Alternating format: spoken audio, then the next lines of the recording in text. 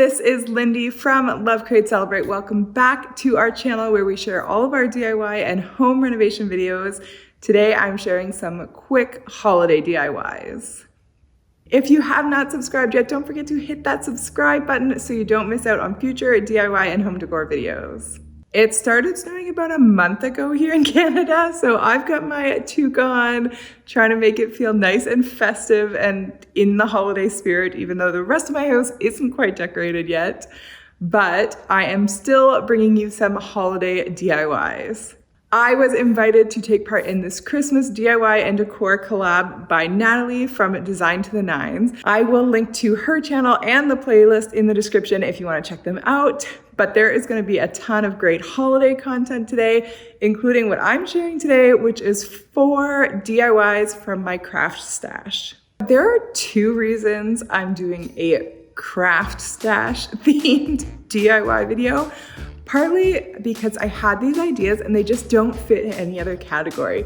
They aren't all thrifted, they aren't all dollar store projects, they aren't all Amazon projects. They're just a few DIYs I wanted to do with stuff from my craft stash. The second reason I'm doing this video is because I'm trying to take my holidays this year a little bit more frugally. We are being careful about what we're spending. We just don't want to go over the top like I have in some other years. So keeping my budget in mind, I thought that digging through my craft stash to find some supplies to do DIYs would be a great way to get some new, fresh holiday decor that doesn't cost a thing. All right, let's get started.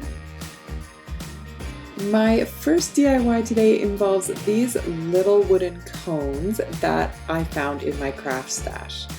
I actually bought these by accident once, thinking they were bigger. I ordered them off Amazon, I'll put the link in the description, but I'm gonna finally do something with them. I didn't know exactly what I was going to do at first, so I started by putting these in a convenient little slot we had on our tool bench and sanding them down a bit. Basically, I just wanted to make them a little bit shorter and possibly be able to stack them eventually. Then I realized for this plan to work, I also would need to sand down the top. Now I could have held or clamped it down, probably found a nice safe way to do that and sanded the top, but luckily we had this bandsaw and it really does a quick job of sanding these down. So I brought the cones over there and sanded a few at the top. Once I had a nice flat surface at the top, I just experimented with stacking them to see if it actually would work to do this. And then I just made sure that the tops were nice and level and then got to work staining the cones. You could stain all of these trees the same color or paint them instead, but I chose to stain each tree a different color. So I stained one tree in a brown stain, one tree in my black gel stain, and one tree in my white linen stain.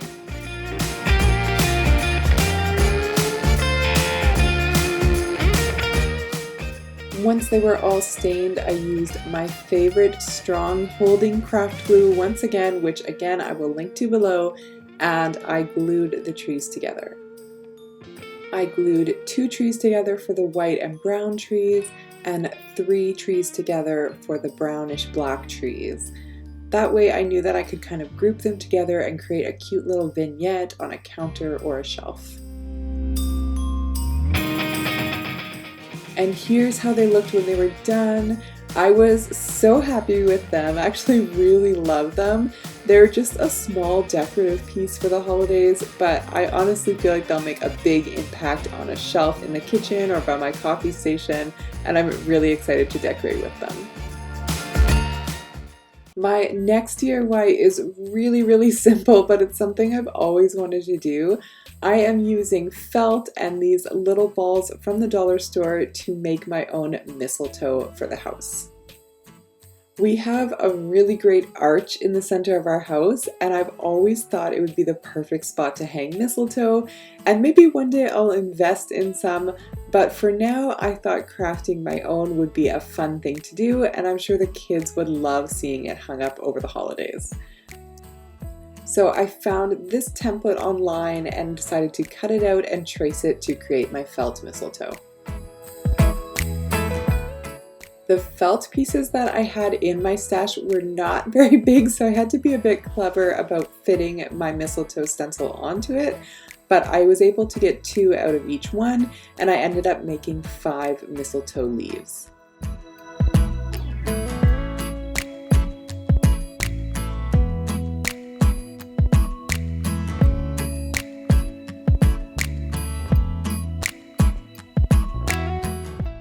Once everything was cut out, I used some black leather cording and cut a piece large enough to tie around all of my stems.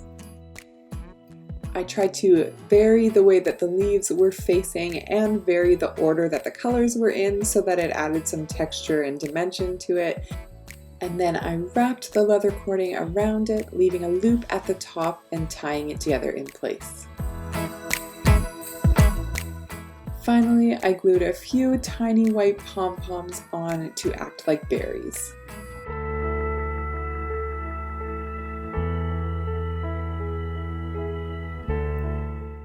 So here is how they turned out.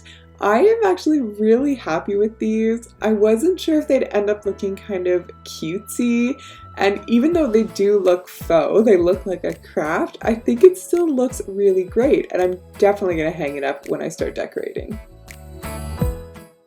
My third holiday craft today involves these styrofoam rings. I have had these in my craft stash for a long time because I made some wreaths with them years ago, and those were extras. I also had these faux fur trim pieces that I picked up from the dollar store once, and I knew that I could put them together and make a kind of eclectic ornament. This DIY is super fast and super easy. If you don't have styrofoam rings like this, you can also just use mason jar rings or any kind of ring that you can find. I started by putting a dab of glue on one side, preferably whatever's going to be the back of your piece, and then wrapped my leopard print trim around the styrofoam ring.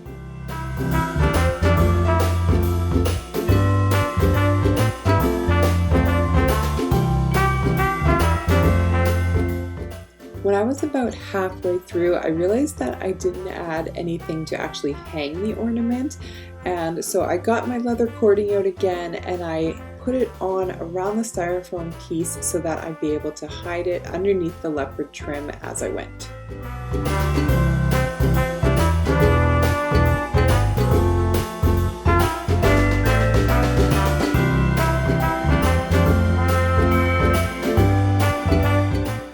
Then I finished wrapping the wreath, making sure to add a few more glue dots to hold everything in place. Here's how the finished wreaths look. I, for one, have been obsessed with leopard printed everything this year, so it's kind of a perfect DIY. I'm really happy with how these turned out. I think they're going to add a lot of texture and some fun to the tree.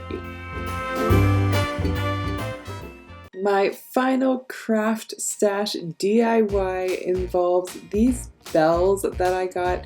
These were actually picked up like novelty bells by my husband at a trade show or something, and he brought them into my office and said, "Do you want to keep these for some reason?" And I said, "Sure." So they have been sitting in my office, and with Christmas coming, I thought maybe I could turn these into some kind of Christmas bell. I've seen some nice bells out there that are beautifully white on the outside and gold on the interior, so that's what I decided to do, and I started by painting the entire piece with a white primer. After I'd primed my bells, I actually tried a different color that was kind of a champagne-y color, and I did not like it at all, so I went back to painting the outside white and the interior gold. In order to paint the interior gold without getting the exterior painted, I decided to use this Scotch blue tape that comes with plastic wrap around it. So I wrapped the exterior of my bells and then painted the interior gold.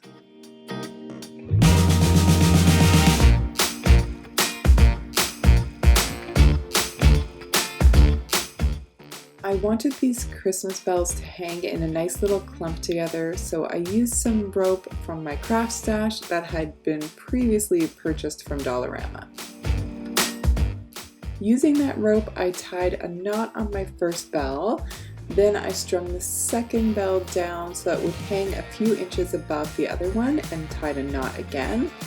Then I left a large loop of rope free and hung 2 more bells on the other side so that they would sit in between the other bells.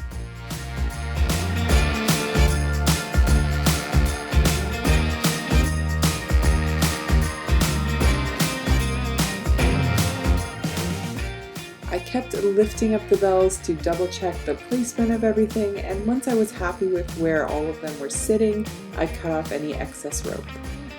And here is how the bells look hanging on my door over a dollar store wreath. I'm really happy with them. I think they would look gorgeous hanging on the side of a garland, on the side of a mantle, or even on a doorknob for the holidays. They look like cute little Christmas bells, and I'm definitely going to use them.